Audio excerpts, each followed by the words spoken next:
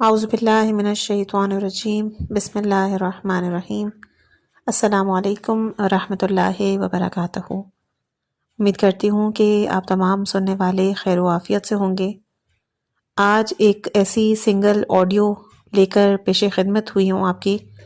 ایک کمنٹ مجھے موصول ہوا تھا کہ بلاغ القرآن کے جو شیخ محسن علی نجفی کی تالیف ہے اس میں سے صرف مقدمہ پیش کیا جائے، کیونکہ یہ مقدمہ ایک ہی آڈیو میں پوری ہو جائے گی، تو پھر میں نے سوچا کہ میں اس کو بنا کر آپ کی خدمت میں پیش کروں۔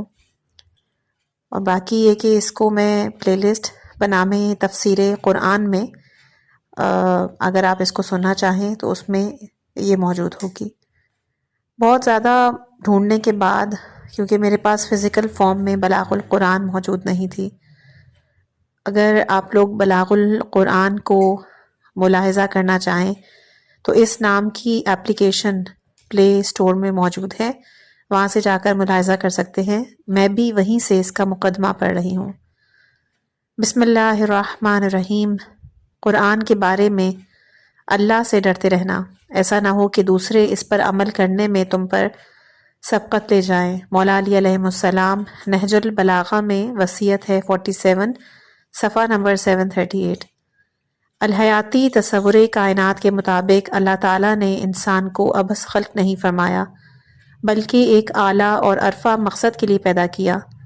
اس مقصد تک پہنچانے کے لیے انسان کو ارتقاء اور تکامل کے طویل مراحل سے گزارنا بھی سنت الہیہ رہی۔ اسی لیے اللہ تعالیٰ نے زمین و آسمان کو 6 یوم میں خلق فرمایا، اور 4 یوم میں اس نے زمین کو انسان کے لیے قابل سکونت بنایا اور وسائل حیات پیدا کیے۔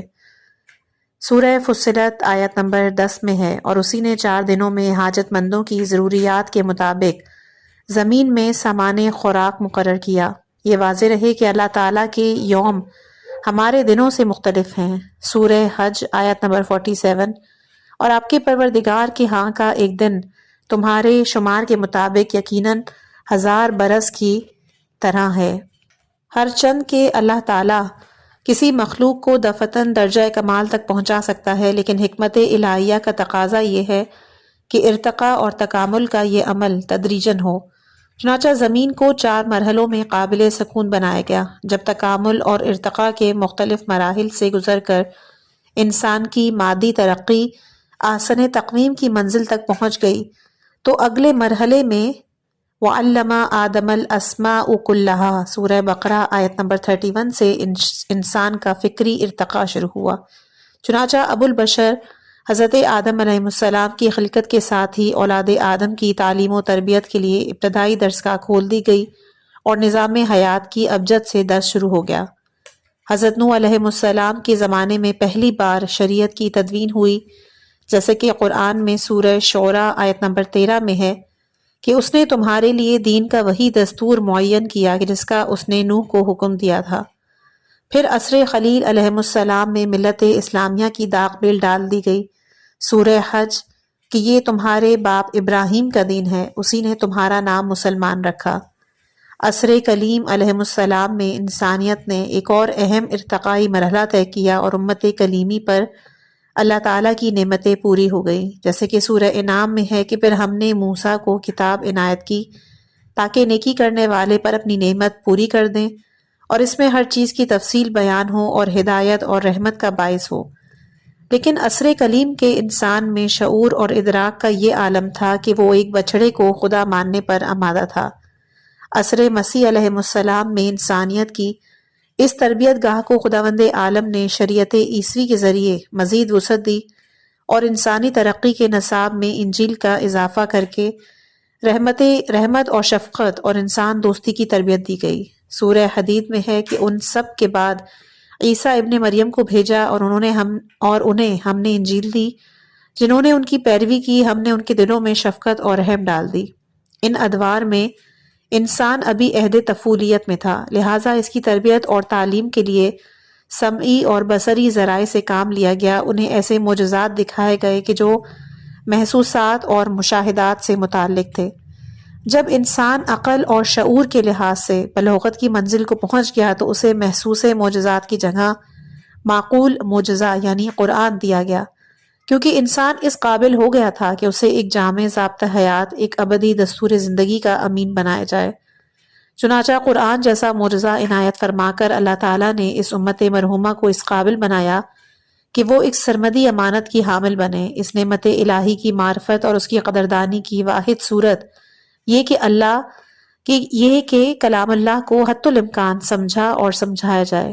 حقیر نے اپنی علمی مائگی اور فکری افلاس کے باوجود اس میدان میں قدم رکھنے کی جرأت اس لیے کی کہ اگرچہ کہ کلام رب الارباب کو اضطراب کے ساتھ کوئی نسبت نہیں، تاہم اس کلام کے مخاطب اور اس پر عمل کرنے کے مکلف ہم ہی ہیں۔ ثانیاً ہمارے علماء اعلام اور ائمہ اطہار علیہم السلام کے شاگردوں نے صدر اول سے لے کر آج تک اس عظیم امانت کو ہم تک پہنچانے اور اس کی صحیح تفسیر اور مفاہیم سے ہمیں آگاہ کرنے میں ہمیشہ دوسروں پر سبقت حاصل کی۔ ان کے علمی سرچشموں سے چند جرعے حاصل کرنے کی جسارت مجھ جیسا بے علم بھی کر سکتا ہے۔ پھر اس چونٹی نے مقام سلیمانی کے مطابق انہیں بلکہ اپنی حیثیت کے مطابق نذرانہ پیش کرنا ہے۔ نیز یہ قدم اس لیے بھی اٹھایا گیا کہ پہلا کہ قرآن حقائق کا ایک بحر بے کرا ہے، ہر طبقہ اور ہر نسل کو اپنی استعداد کے مطابق اس سے استفادہ کرنا چاہیے۔ چنانچہ کہ امام رضا علیہ السلام سے منقول روایت میں امام صادق علیہ السلام سے سوال ہوا، کیا وجہ ہے کہ قرآن کو جس قدر بیان اور نشر کیا جاتا ہے، نیز اس میں جس قدر غور و فکر کیا جاتا ہے، اس قدر اس میں مزید تازگی آ جاتی ہے؟ آپ نے فرمایا کہ اللہ تعالیٰ نے قرآن کو نہ ایک زمانے کے ساتھ مخصوص فرمایا، نہ کچھ لوگوں کے ساتھ، بلکہ یہ ہر دور میں جدت اور ہر قوم کے لیے قیامت تک تازگی رکھتا ہے۔ دوسرا، قرآنی تصریحات کے بارے میں نئی نسل کی طرف سے اٹھنے والے سوالات کے جوابات فراہم کرنا بھی ہماری ذمہ داری ہے۔ تیسرا، جدید معاندانہ تحریروں اور الزام تراشیوں کے مقابلے میں مکتب اہل بیت علیہ السلام کا موقف بیان کرنا بھی ہماری ذمہ داری ہے۔ مجھے اپنی کوتاہیوں کا اعتراف ہے، غیر ارادی غلطیوں کا امکان بھی موجود ہے، لہٰذا احباب سے درخواست ہے اس سلسلے میں مجھے میری خامیوں سے آگاہ فرمائیں۔ اس ترجمے کی طرف مومنین کی اطمینان بخش توجہ کی وجہ سے اس کی جو افادیت سامنے آئی ہے، اس کے پیش نظر ہم نے مقدمہ اور حواشی میں قابل توجہ اضافہ کیا ہے۔ کوشش کی ہے کہ مومنین کو قرآنی علوم اور تفسیر سے متعلق ضروری معلومات ایک جلد میں میسر آئیں۔ اس سلسلے میں جن احباب نے میرے ساتھ تعاون فرمایا ان کا شکر گزار خصوصاً جناب محترم سید اظہر علی رضوی مرحوم اور مغفور کی مخلصانہ کاوشیں نہ ہوتی تو کتاب کی فارمیٹنگ اور طباعت میں یہ خوبصورتی ہرگز نہ آتی۔ خداوند عالم ان کی شب و روز کی زحمتیں قبول فرمائے، آمین۔ والسلام علیکم ورحمۃ اللہ وبرکاتہ۔ محسن علی بن مولانا اخوند حسین جان رحمۃ اللہ علیہ۔ آپ لوگوں سے درخواست کرتی ہوں کہ ایک دفعہ سورہ فاتحہ اور 3 دفعہ سورہ اخلاص محسن علی اور ان کے والد محترم مولانا اخوند حسین جان کے لیے۔ آپ اس آڈیو کو اختتام کرنے سے پہلے بس آپ تمام سننے والوں کو یہ چیز بتانا چاہوں گی، اس سے پہلے بھی مجھے بہت دفعہ ریکویسٹ آ چکی ہے، المیزان اور تفسیر نمونہ اس کے حوالے سے مختلف اور بھی تفاسیر ہیں، لیکن کیونکہ اگر ایک دفعہ تفسیر کو میں شروع کروں تو بہت طولانی ہوتی ہیں تفسیریں، جس کے لیے آپ لوگوں سے ریکویسٹ کی گئی کہ اب آپ مجھے بتائیے کہ کون سی ایک سورہ میں اٹھاؤں تاکہ اس کو پڑھوں اور پھر باقی لوگوں کی بھی جو کتابوں کی ریکویسٹ آتی ہے اس کو پورا کیا جائے۔ تو میں نے اس سے پہلے الحمد، سورہ الحمد کی تفسیر کے جو امام خمینی کی لکھی ہوئی ہے وہ میں نے بیان کی تھی، اور اس کے بعد بس پھر موقع نہیں ملا۔ کتابوں کی بہت طولانی ایک فہرست ہے کہ جو مختلف کمنٹس کے ذریعے موصول ہوئی، کچھ واٹس ایپ کے ذریعے بھی موصول ہوئی، تو اس کے لیے معذرت کہ میں دوبارہ اگر کبھی اور کسی ایک سورہ کی ریکویسٹ آئی تو اس کو پڑھنے کی انشاءاللہ کہ ضرور کوشش کی جائے گی۔ والسلام علیکم ورحمۃ اللہ وبرکاتہ۔